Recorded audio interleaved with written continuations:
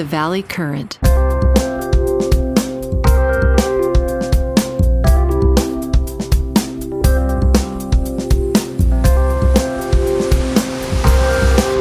Hey, Tom.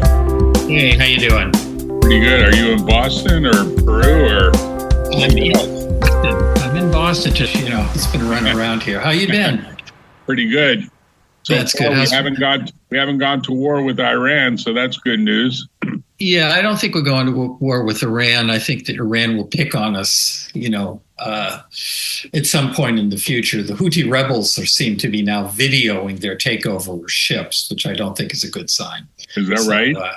Yeah. There was a video that came out on the news where now they're becoming, they're looking like a SWAT team taking over, and they're toasting to the Ayatollah. So it's an interesting time.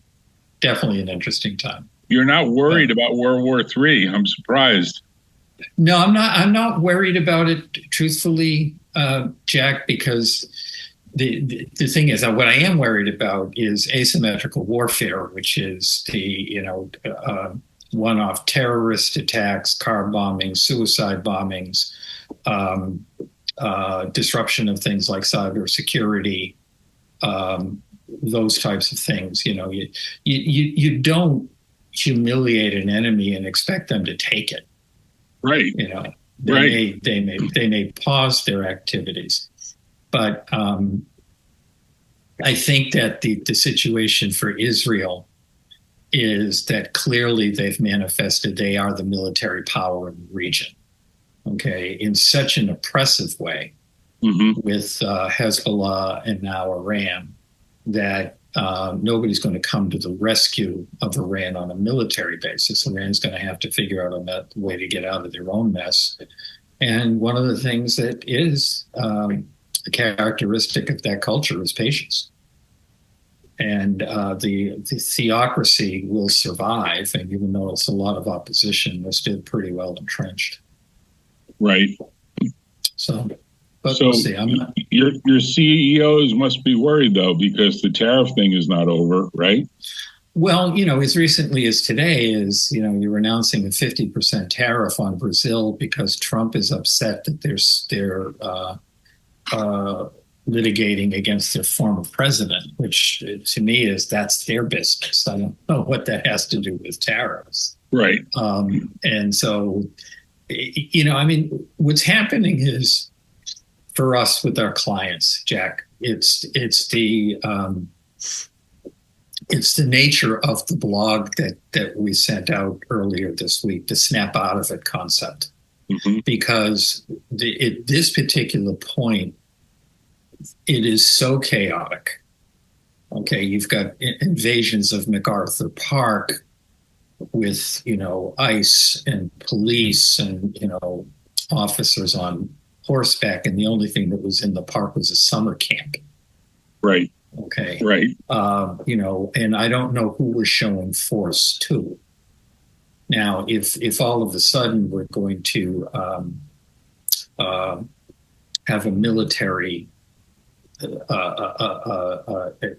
democracy is going to pale next to the military, there's four things that are checkmates there. One is that I don't believe the active duty military officers will stand for it anymore than General Milley did or Mark Esper did. Okay, they will finally get to the generals who are just saying, I'm sorry, this is not what the Constitution says. That's one.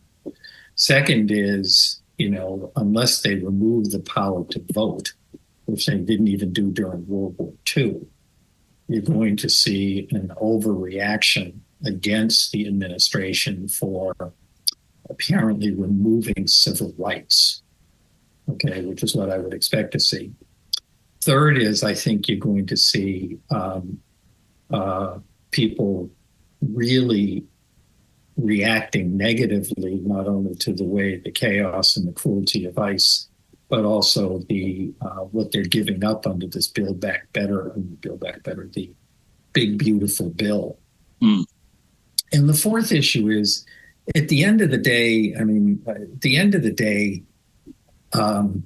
I think people prefer to to be living in a democracy than they do in a dictatorship. Okay. And Trump has just not got very strong people around him. So if he's doing a hostile takeover of the United States using his real estate mindset, he better have a hell of a lot better people than the clowns that he has, including now the CIA director, going after Brennan today, which makes no sense at all, other than vindications for the 9 years ago, they're looking for vindication of the Russia thing. I mean, it's just a distraction.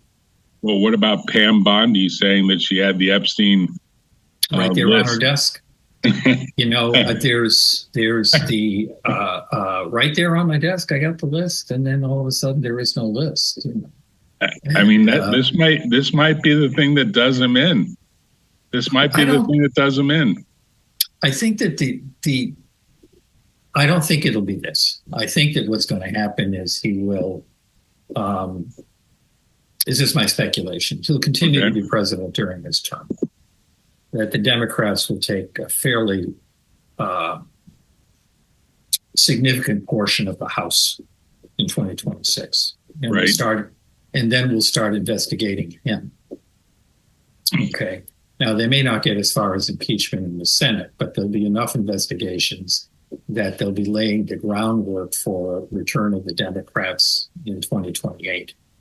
Okay, because it'll be some of the younger, probably a gubernatorial candidate, whether it's your guy there, Newsom, or the Illinois guy, Pritzker. Okay, possibly Pennsylvania, Andy Beshear. Some of the, I don't think it's going to be somebody from the Senate.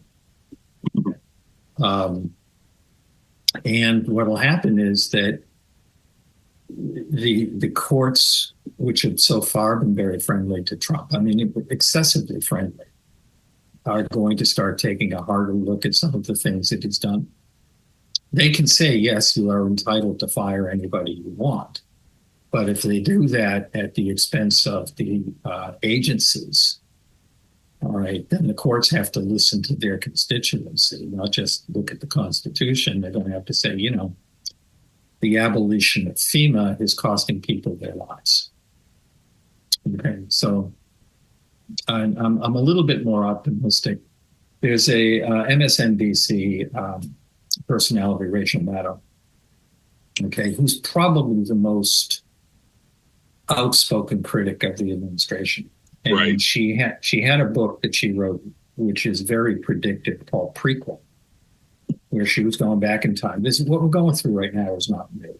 Okay, it happened back you could say it happened under McCarthy, it happened pre-World War II, et cetera.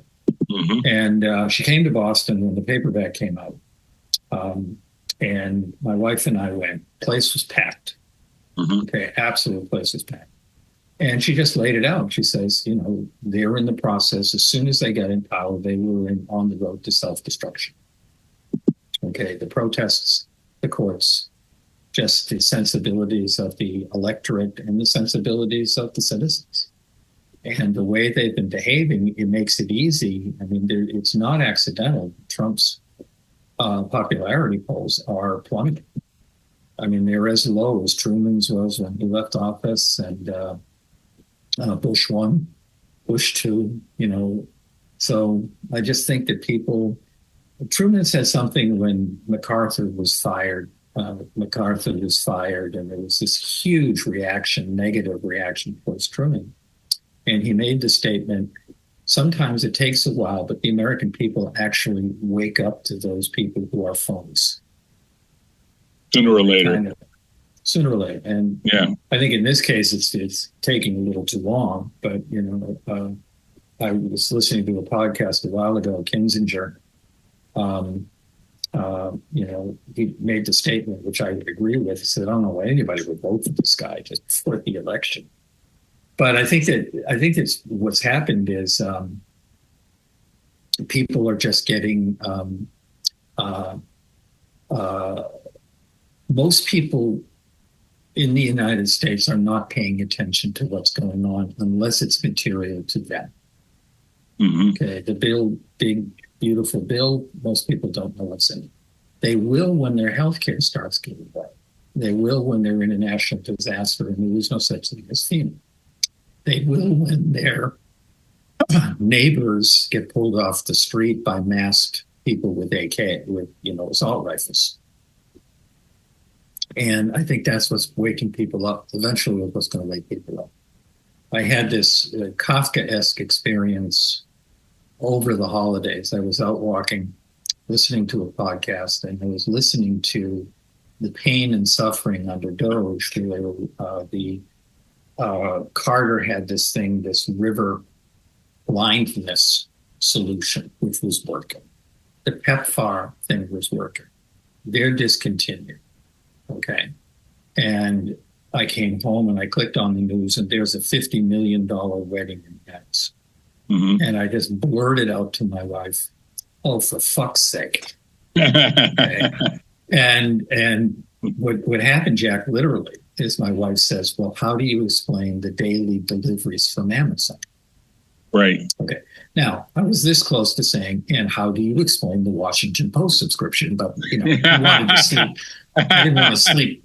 I didn't want to sleep on the couch in this heat we're having in Boston. So, I restrained myself. But it's what led to the blog about snap out of it, because I really got to snap out of it too. I mean, I'm getting to the point where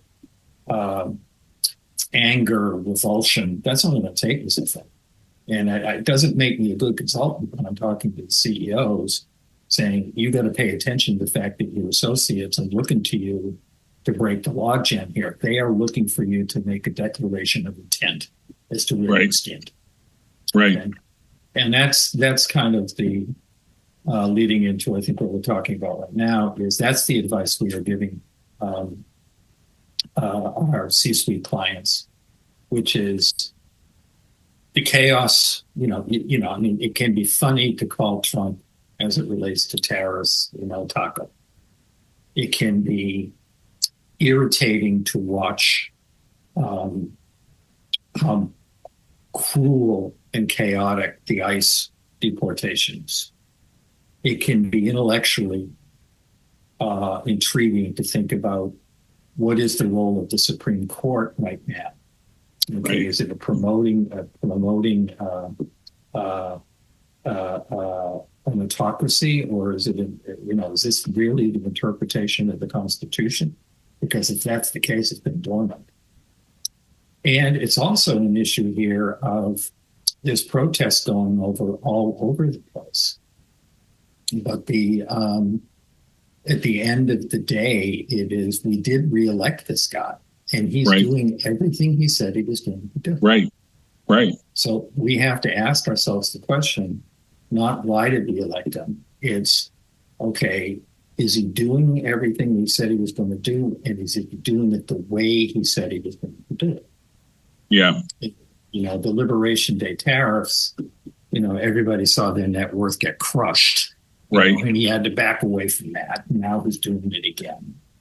And it was chaotic. And one of the things, as you know from your clients, and we know from our clients, is they don't like chaos and unpredictability. And so, we're in a period where I'm not sure he's got any systematic view on anything. I think he just makes decisions as they arrive on his desk. There was a study. I can't remember what I was reading, but Trump used to go into his office when he was a real estate mogul without an agenda for the day. Okay, saying, well, what am I going to focus on today? All right. And I've worked with CEOs like that. All right. That what happens is they think they are at their best when they're shooting from the hip. Right. Okay? And, I'm sure you've worked with them too. Right. But now that style is not reassuring to the people who are being led. And if anything, it's maybe not being antagonizing them, but if they don't know where they stand, then they're, when people don't know where they stand, they always defer to anxiety. They don't defer to optimism. Right. Okay. And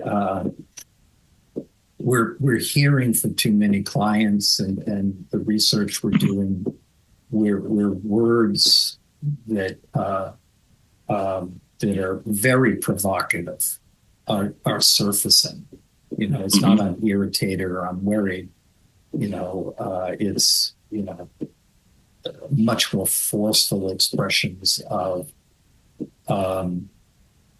displeasure and or anxiety, and many people respond. You think it's going to result in more of the C-suite retiring early? No. In the big picture? I think possibly just the opposite. Opposite? Okay. Yeah, I think, we've looked at it as 4 stages, okay, because we've been posing that same question to ourselves, Jack. Coming out of COVID, there was this reflection on C-suite executives. Life is too short. Mm-hmm. Okay. And so what was happening is they were accelerating their departures. Okay. One big client we were working at the officer level, a global client. And their succession plan was predictable 5%. Okay. Coming out of COVID, it was 8% the first year and 12% the second year. Now, what that does is puts the succession plans on. You have to ask, how good is your succession plan? Right. And the second thing, it puts pressure on the high potential development plans. So we had that factor. Then coming out of COVID, you had the Great Resignation. Okay. More opportunities than we had people. Okay. So there was pressure on the CEOs and C-suite executives to stay a little bit longer, even if you wanted to leave earlier. Mm-hmm.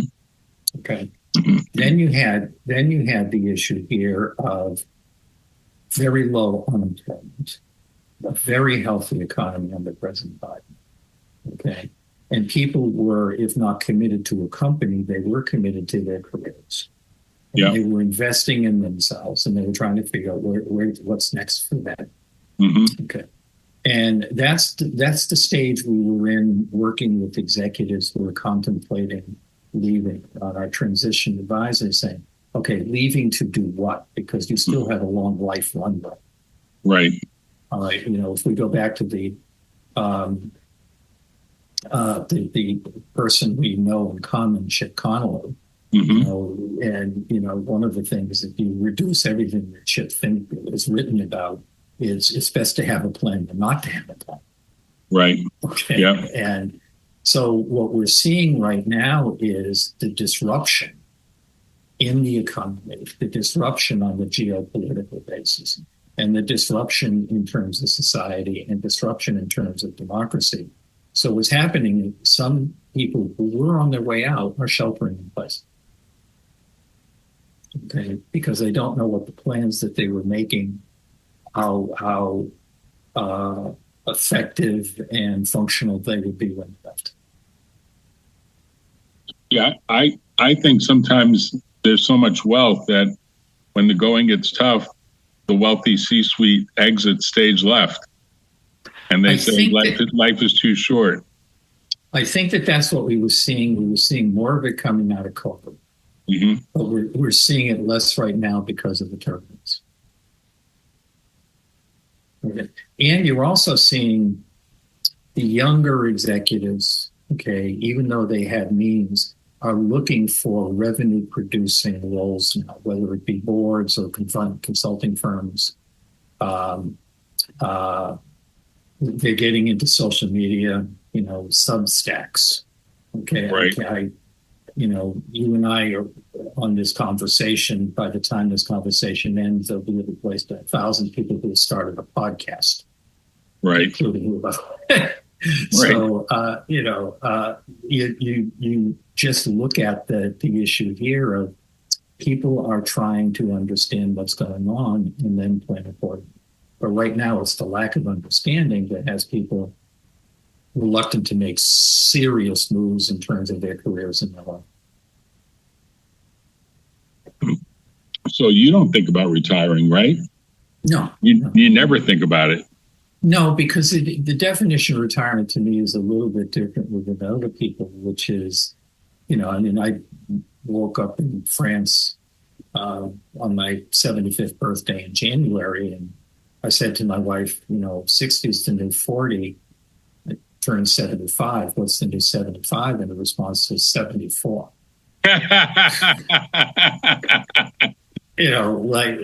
Which is compelling to me is, I'm enjoying what I'm doing. I'm enjoying who I'm doing it with. I seem to have an audience for my writing. Okay. Absolutely. We still have a growing audience. You should be surprised. You keep hearing from people you thought died a long time ago, but it's very gratifying. But what's even more gratifying for us is we are being deliberately edgy. Okay, that was a decision. And then when you look at the collective and discussion partners, most of the people would be moderate to the right Republicans, truthfully. Okay. AOC is not highly thought of, okay, because she's too far to the left, as brilliant as she is. Right. All right. Hers and Bernie Sanders, for our group, our community of consultants, including me, that's a little too far to the left and it's a little too far to the right. So all of us, whether we're Democrats or Republicans, we would say we're moderate. The big thing that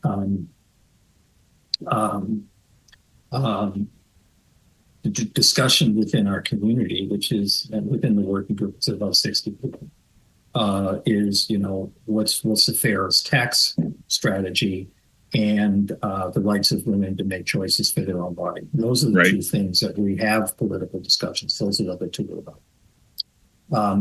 I can't point to any of the people I'm working with who think that the big, beautiful bill is a good idea. Right. And the same group of people think that the Supreme Court went too far in eliminating a woman's right to choose to manage her own body. I mean, that's like a universal truth within the group of people who are older. Because you have to be 55 to carry a car. Our average age is not 71. Okay, so, we could be maybe curmudgeons or something like that, but those are the two things that are universal truths within our community of highly educated people who've been working in consultants for decades. Right. So let me ask you a completely different topic, which is, what do you think about Elon Musk starting a new political party, the American Party? The thing is, if Elon Musk hadn't done Doge, okay, he'd have a chance, right? I think he would be more persuasive. But the other thing is, I'm looking at John Anderson. I'm looking at Ross Perot. Okay. Right. And I'm looking at the other parties, the smaller parties, like the Green parties in Europe. Okay? Right. There are people who are just not happy with the choice they have. I mean, really, the last several elections. Okay, the presidential, certainly since President Obama. Okay, there has not been a lot of enthusiasm for whoever both parties have put up. All right.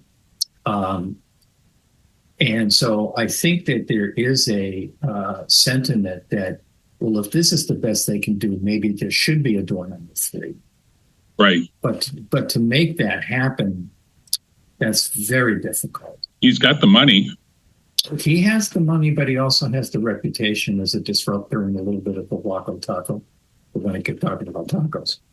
Okay? Right. So I think that he's exploiting a sentiment, though, and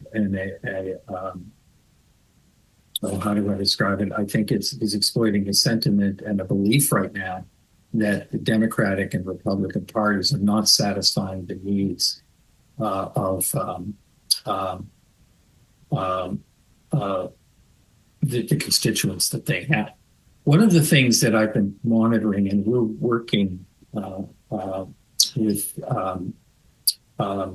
I can't name the client, but we're working with a client that is focusing on ranked vote choices, like New York. Okay. And what you find is if you have the ability to rank the candidates 1 to 5, you do come up with an alternative answer than 1 or 2. Okay. So what happens is you get you capture more robustly what people are thinking about the slate that they have. Right. Right. And now, this young man who, beat the former governor, the former head of HUD, and until he shot himself in the head, frankly, the one everybody was tuning in during COVID, to beat him. Now, supposedly he didn't campaign very hard and all that other stuff, but he not only beat him, he embarrassed him. Now, here's a young man who's, I don't know if he'll be elected mayor, but it's a wake-up call. Right. That if, those people who are really trying to court your vote, not take it for granted, like Mrs. Clinton did in 2016 in Michigan, saying that, of course, Michigan is going to be blue. Or Como saying, well, I have the pedigree. Who's this kid? Okay. Then, there's a story coming from Massachusetts. Tip O'Neill was the master of retail politics. Mm-hmm.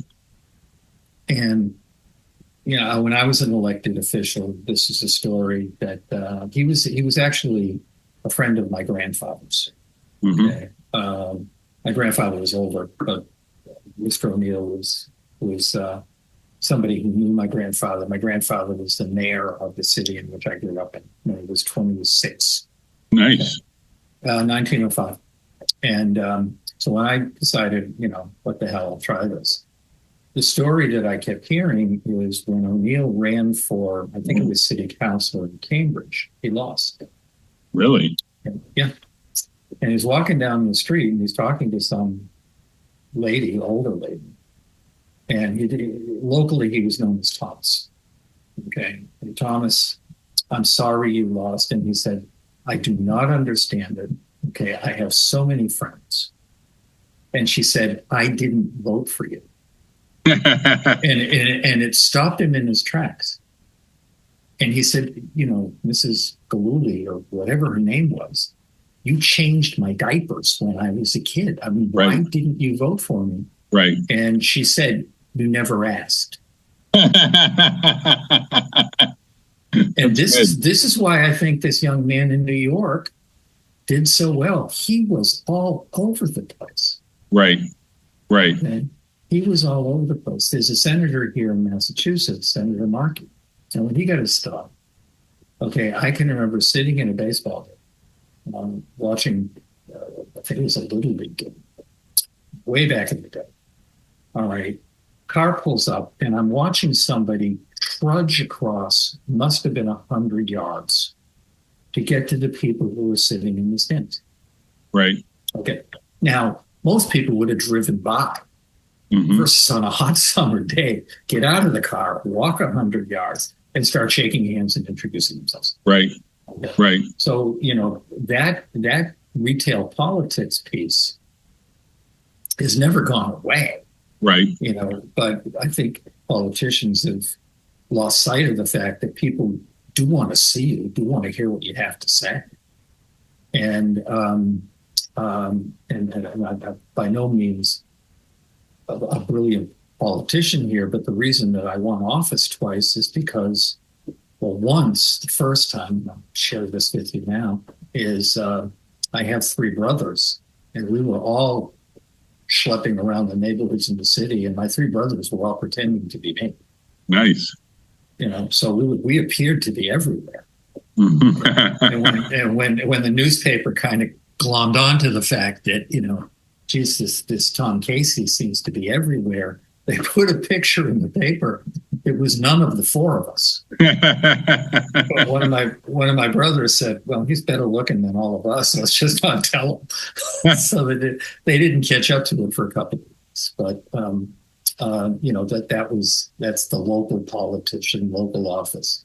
So, those types of things that I'm looking in New York, and it's not only the message, the sentiment. If you look in New York, think of it 3 ways. things. One is this young man made a statement. Okay. Right. That people want to change. Asked, answered, particularly in the Democratic Party. Right. Second is the way he campaigned. He was everywhere. Okay. Third is he articulated even those unpopular things that he stood for. Right. Okay. But people were not unclear where he would take it if he wins.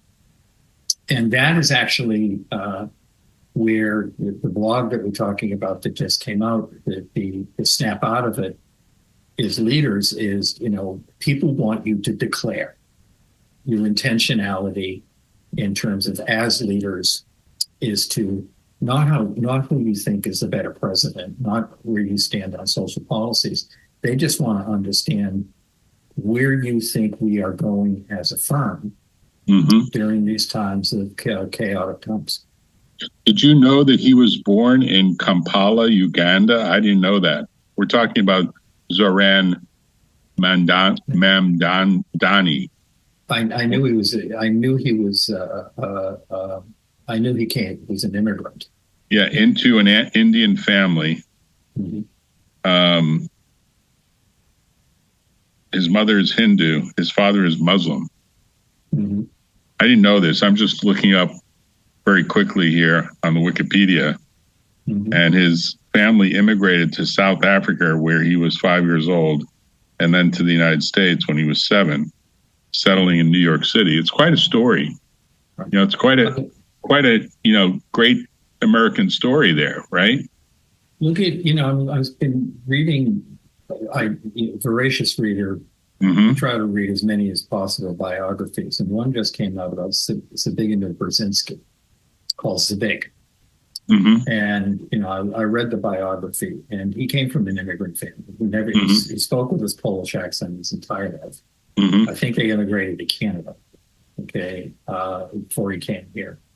And, you stop and think about the two of the giants of foreign policy during the 70s were both immigrants, Brzezinski and Henry Kissinger. Okay. And if you're looking at, going back to the 60s, right through 76 with 79, Jimmy Carter. No, 76 Jimmy Carter. Our foreign policy was being shepherded by two gentlemen, and national security was being shepherded by people who came immigrants. They were came to the United States as children. But it's going to be an interesting time.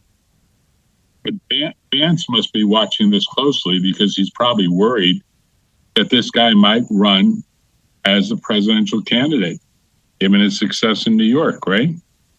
I think that, probably the most erudite and intelligent candidate right now, is Mayor Pete. Yeah. Okay. He speaks 6 languages. Yeah, I love him. It's true. He's, and he, he's the one that goes on Fox News and will get yelled at and just get back a lot better than he got. Okay. But if the United States isn't ready for a woman, and frankly was reluctant to have a person of color, right? President Obama, I'm concerned that the sexual orientation of Secretary Buttigieg will be an influence, which is too bad because Tim Cook is gay. Right. He hasn't done bad with Apple. Right. I mean, there's a number of people who've stepped up, but it hasn't been that many decades where same-sex marriage and things like that some people still live with. So that controversy. It will happen eventually, but I don't think it's going to happen for a few more years or decades. It'll happen at some point. He's younger than my kids. He's got plenty of time. Okay. So, right. Right. His moment. And he's shown no indication of fading from the political landscape. Right. Hey, Tom, I got to go, but it's really been a pleasure talking with you. Okay. And I appreciate you sending me the blog material and then coming on to the show, because I think you bring a certain perspective that is the essence of wisdom. And we are in a time when we need more people providing more wisdom. Well, it's that old guy thing, 75, the new 74, that I'm leaving you with here. Well, you've got a much younger wife, so really you're like the 50-year-old at this point, right? Well, when my wife hears this podcast, I'll tell you a story real quickly, Jack. I've always looked like somebody else. Okay. Uh-huh. You know, I used to look like Richard Dreyfuss, and I actually met him. Okay, back in the Goodbye Girl days. Okay, right. We looked like each other, and people would. I looked like him. Now here in New England, there's a sportscaster, Peter Gammons, who I look very much like. Mm-hmm. And I'm related by marriage to Paul Simon. My brother-in-law is Paul's brother, Eddie. And people would be in New York way back in the day. People would come up to my brother-in-law and ask for an autograph, and he would sign it. Okay. And I said, "What are you doing?" He says, "It's faster. They won't believe I'm not Paul." Okay. So what happens is when somebody will come up to me wanting to know how the Red Sox are really going to do, thinking I'm Peter Gammons, I don't spend a lot of time saying I'm not Peter. Okay. Now people come up to my wife and I in restaurants, things like that. They're always very polite. But we were stuck in New York. And my wife will say, "Peter's here." In other words, people are staring at me. Okay. And we were stuck in New York, very late flight. Okay, finally get back to Boston. And the next day, and what was happening was people would come up and they would want to do selfies and stuff like that. Because, yeah, sure, fun. But, maybe someday they'll realize I'm not me. Okay. But I was on the radio listening to the New England Sports Network, picking up a rental car. The radio was still turned to Nesson. And somebody was calling. He says, I was stuck in the airport last night with Peter Gammons. He could not have been nicer, and his wife is smoking. His wife is an attractive woman, as is yours. And so I said to my wife, Latina, and I said, "Hey, they saw us at the airport. They said you were smoking." She thought I said smoking. Yeah. So right. she went off.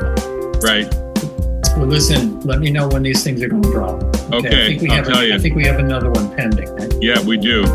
They're working on it. All right. Take care. Talk to you later. Tune in next time on The Valley Current.